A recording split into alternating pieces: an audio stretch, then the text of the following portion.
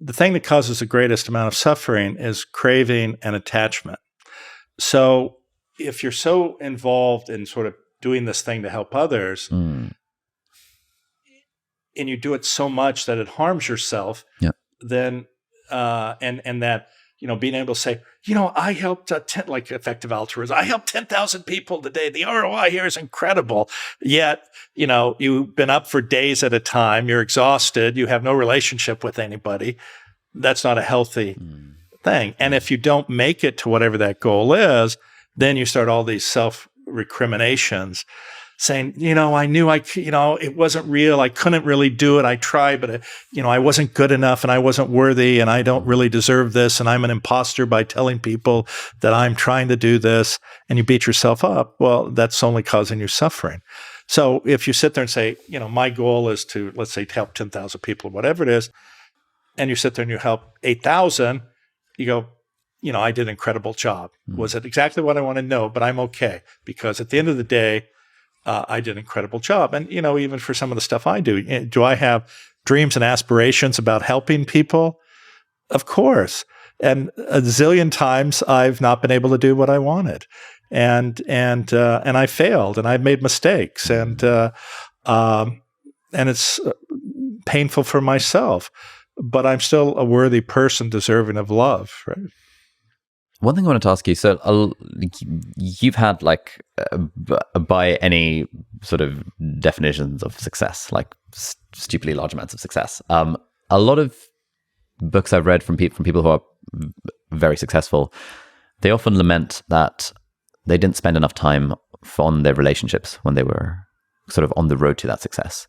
I wonder if you can speak to that at all, maybe in your life, or if you were to give advice for other people who are all sort of aiming for success, this balance between taking care of your personal relationships alongside the climbing the mountain. So let me give some information that correlates or relates to our conversation on compassion. I'm sure you're aware of the blue zones in the world, Butner's work, I think it is, Butner. So these are places in the world, and I'm sure many of your listeners have heard of this, where, people live routinely over a century. And why is that? And this is substantiated by a number of studies. So one part of it, which people will claim, is these are people who eat a Mediterranean diet, who exercise, who are at their ideal body weight, who don't drink alcohol. And there's no question that is a significant contributor. But by far, far, multitudes more important is depth of relationships and human connection. That is the secret sauce. All the other stuff can be a benefit, but the secret sauce of actually longevity is human relationships and connecting with others. And what does that involve? It involves having generosity, be non-judgmental, being accepting. And of course, those are the fundamentals of how to develop relationships. And you're right. There are some people who are so goal-oriented, and in fact, they have no problem stepping on other people to get what they want because they want some external validation. And probably there's some degree of insecurity that they want to hold that over other people.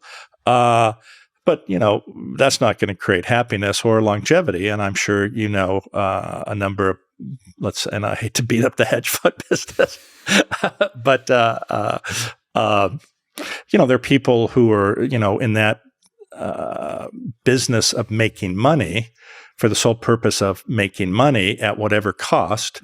They work ridiculously hard.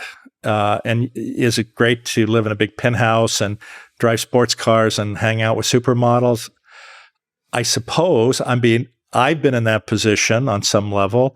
And frankly, at the end of the day, my whole life I felt was completely empty. I had tons of external people going, man, dude, you're living this incredible life. You've got this penthouse and, you've got this Ferrari and you're dating so-and-so. Man, you should be so happy.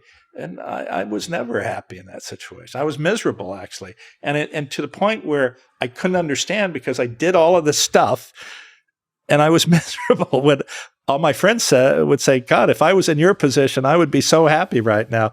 But again, if it's all about the money or all about, killing yourself to get some external validation, you're going to be unhappy.